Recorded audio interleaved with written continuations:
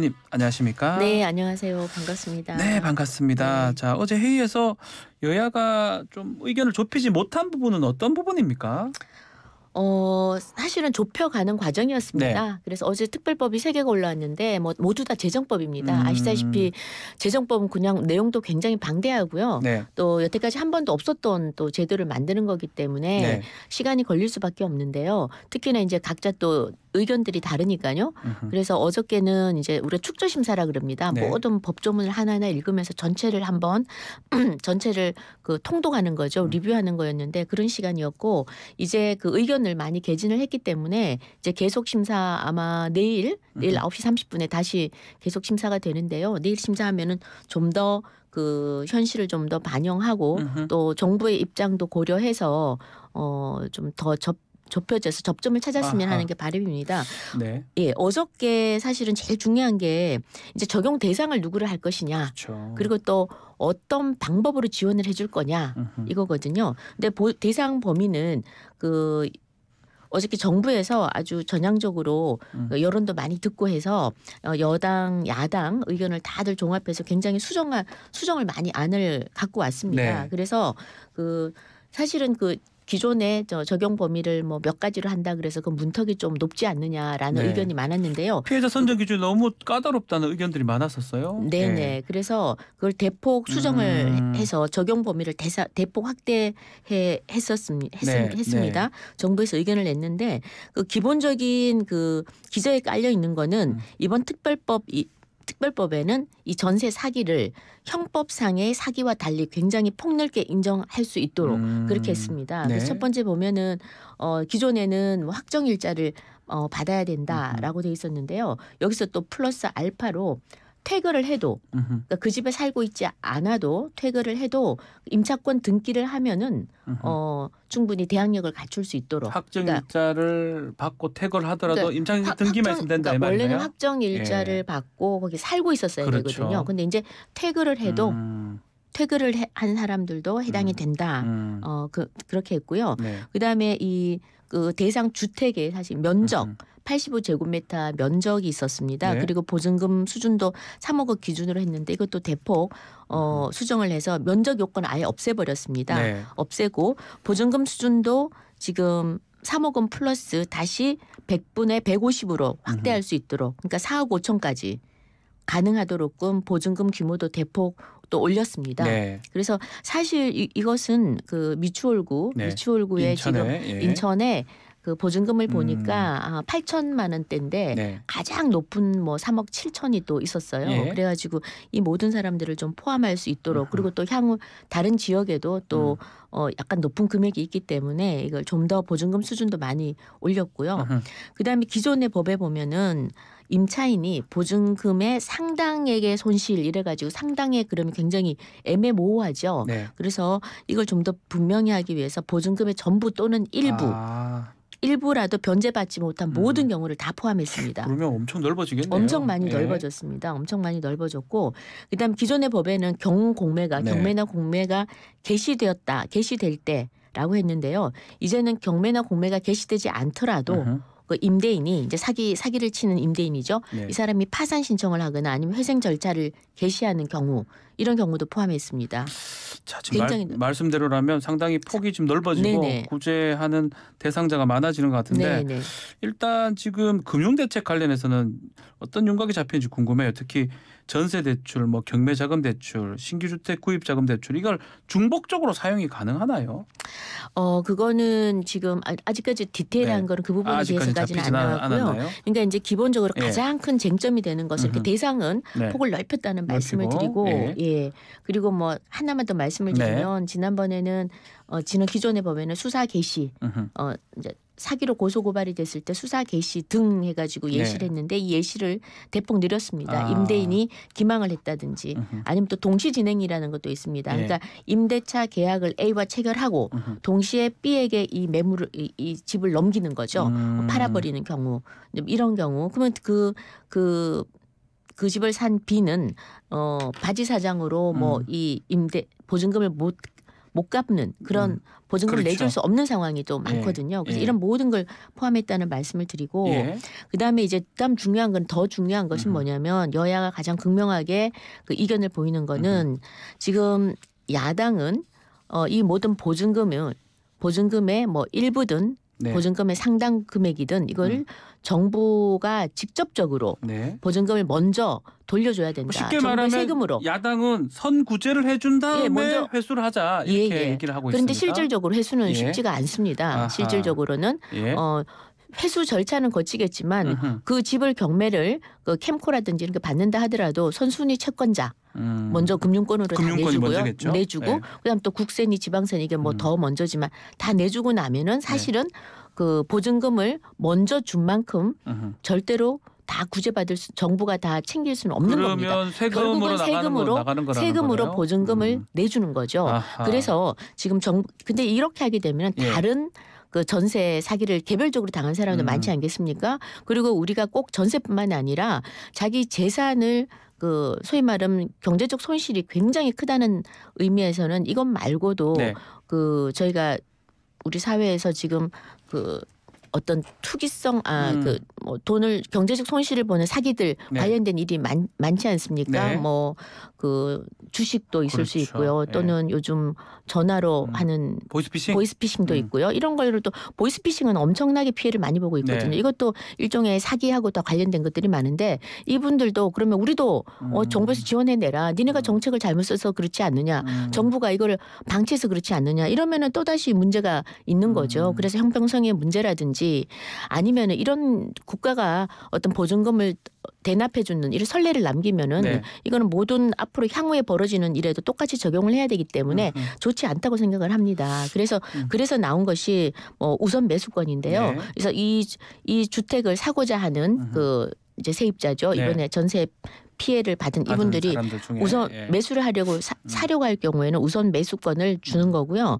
또 그 경매 자금, 경매로 돈이 필요하면은 전액을 모두 다 4억 원 한도 내에서 연 1에서 3%로 대출해 주는 겁니다. 그리고 취등록세 그리고 재산세도 감면해 주고요. 그다음에 나는 이 집을 사고 싶지 않다. 그냥 당장 주거권만 좀 확보해다오. 살고 싶다. 이럴 경우에는 이 본인들의 우선 매수권을 LH로 넘기면 LH 등 공공에서 이걸 매입해서 장기 임대주택으로 갑니다. 그러면 20년간 그러니까 소득이나 자산 요건에 아무 관계없이 최대 20년간 그 시세의 한 30에서 50%로 거주할 수 있고요. 그 이외에도 여러 가지 뭐 긴급복지 지원제도 생계비라든지 의료비라든지 주거비 등 뭐 최대 그 1인 가구 기준으로 해서 400여만 원을 지금 지원하려고 하는 그런 걸 준비하고 있습니다. 알겠습니다. 네네.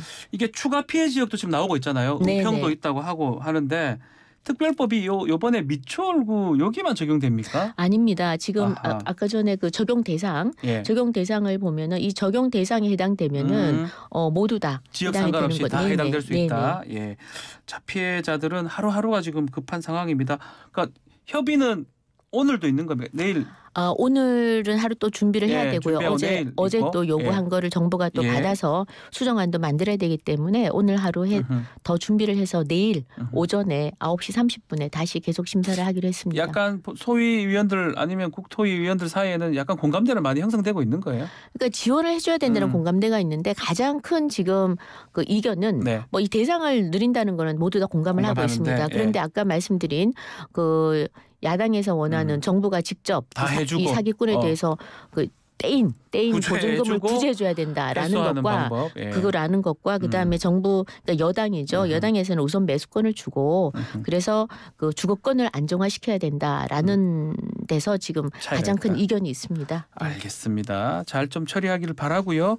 자, 간호법 얘기도 좀 해보면 어떻게 대통령한테 거부권 행사를 요구하는 겁니까? 재요구를 하는 겁니까? 지금 저희 당에서는 대통령에게 거부권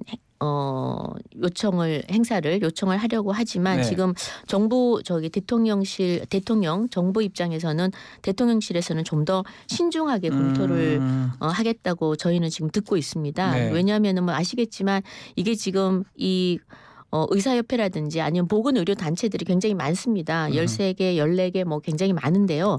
여기서 지금 이해관계가 다 다릅니다.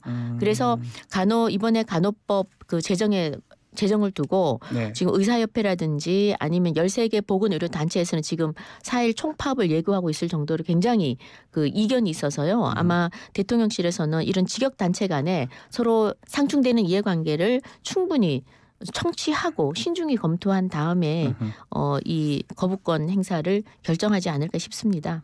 네. 자, 지금 뭐 또 국회에서 최근에 또 통과된 쌍특검 패스트트랙 지정이 네. 지금 됐잖아요. 네네.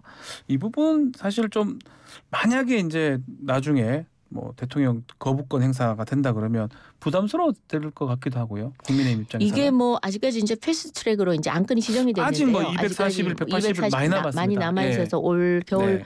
올 아마 12월쯤 될 것 같은데 저는 이건 민주당이 이건 내년 그 총선을 겨냥해가지고 이번에 총선용이다. 총선용인 것 같습니다. 그래서 총선용으로 예. 이때 물론 이제 지금 돈봉투 사건이나 이재명 음. 리스크를 피하자는 게 1차적인 것이고 네. 결국은 또 2차적으로 내년 총선에 이렇게 얼토당토 않은 특검을 계속 올리고 그러니까 숫자를 밀어붙여서 이런 식으로 통과시킨 다음에 대통령이 소위 거부권 행사를 하게끔 유도를 하는 거죠. 그래서 거부권 행사를 하게 되면 그때 또 비판하고 뭐 독주다, 독재다 이런 식으로 해서 선거 이용하려는 것이 아닌가 싶은데요.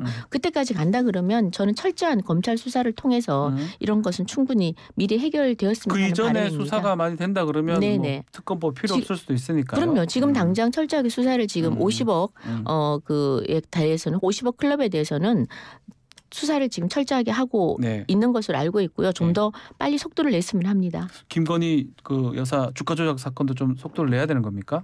이것도 속도를 그때 네. 뭐 충분히 문재인 정부 때 저기 네, 그때 말씀해 주십시오. 뭐 정말 소위 탈탈 터는 수준의 수사를 한 것으로 알고 있는데 네. 이것도 뭐 지극히 정치적인 건데요. 이것도 뭐 지금 검찰에서도 관련해서도 또 철저하게 수사를 한다 그러니까 수사를 철저히 해서 조속히 결론을 내면 이번에 올린 이 쌍특검이라는 것이 뭐 무용지물이 될 뿐만 아니라 이것도 그 이번에 정의당의 노란 봉투법과 네. 이렇게 입법 딜을 한 거 아닙니까? 딜을 한 것으로 저는 보고요. 주장하시는데. 예. 그래서 이 지금 뭐 순간순간 다가오는 민주당의 이 돈봉투 사건이나 이런 뭐 희대에 지금 있을 수도 없는 일들이 벌어졌는데 이것을 모면하려고 하는 그런 차원에서 이번에도 쌍특검을 저는 그 노란봉투법과 딜을 했다고 보기 때문에요. 이게 나중에 뭐 올 연말에 가서는 정치적으로 어떻게 이용할지는 모르겠지만 국민들이 다 알 겁니다. 예. 알겠습니다. 당 얘기를 좀 하면 네네. 지금 윤리위가 출범을 했고 지금 뭐 최초 회의를 해서 김재원 태영호 최고위원 징계 절차 결정을 내렸습니다. 네. 일단은 좀 늦은 감이 있는 것 같기도 하고요. 어떻게 보십니까? 네, 뭐 윤리위가 구성이 되고 이제 1차 회의를 열고 바로 징계 개시를 진행을 했는데요. 네.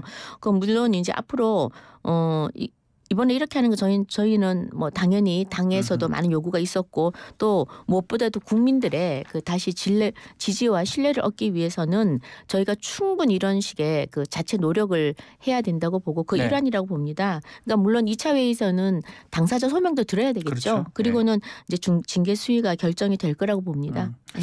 자, 태영호 최고위원은 뭐 지금 4.3도 그렇고요. 김구 선생 발언도 그렇고 이걸 아직 소신이라고 얘기를 하고 있는 것 같고요. 네. 김전 최고위원도 자진 사퇴는 뭐 그럴 생각 없다라고 얘기를 하고 있는 것 같은데 당내 분위기는 좀 어떻습니까? 이 두 최고위원에 대해서? 근데 사실 이게 윤리위가 이런 징계 결정을 할 때는 굉장히 독립적으로 결정을 하거든요. 그래서 당내 의원들도 이 부분에 대해서는 어떤 윤리위에 뭐 언론을 통해서 당내 의견이 어떻다라는 게 나가는 것이 바람직하지 않다고 생각을 하기 때문에 이 부분에 대해서는 굉장히 의원님들도 굉장히 그 좀 묵직하게 좀 뭐 개인적인 의견은 있겠지만 당내에서 왈가왈부하는 그런 거는 지금 없습니다.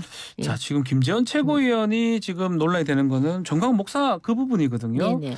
정광훈 목사가 또 최근에 급기야 대통령실로부터 전화를 받았다 뭐 이런 주장까지 하고 있어요. 네. 당 입장에서는 자꾸 대통령실 얘기하는 거 좀 심각하게 봐야 되는 거 아닙니까?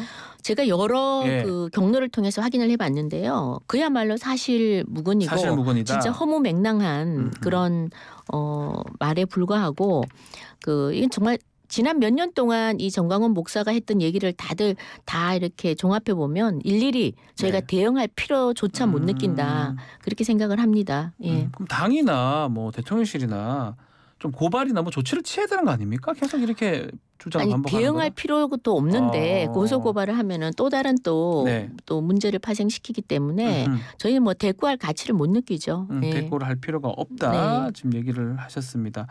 자, 이번에 또 대통령 이제 방미 다녀왔는데 일단은 오늘 또 뭐 국무회의에서 생방송으로 지금 하겠다라고 밝혔는데 또 대통령과 여야 원내대표 회동을 마다할 이유가 없다라고 말씀을 했거든요. 야당하고 소통을 하겠다 이런 의지로 봐야 되는 겁니까? 어떻게 봐야 됩니까? 네, 좋죠. 예, 또 이번에 새로 또 야당에서도 원내대표 박광원 대표가 네. 또 선출이 됐기 그렇죠. 때문에 한번 만나서 저는 회동을 하는 것도 좋다고 보고요. 또 회동을 해서 지금 많이 민생 문제 같은 것들 함께 논의해서 그야말로 이번에 양당 원내대표가 두 분 다 통합을 얘기를 했거든요. 네. 그리고 또 정치의 복원 이런 것들 얘기하기 때문에 저는 이번에 양당 원내대표가 이렇게 바뀐 새로 선출된 이걸 기점으로 해서 좀 더 많은 문제들이 풀어나가는 그런 출발점이 됐으면 하는 바람입니다. 원내대표입니까? 아니면 당대표 이재명 대표는 어렵고요?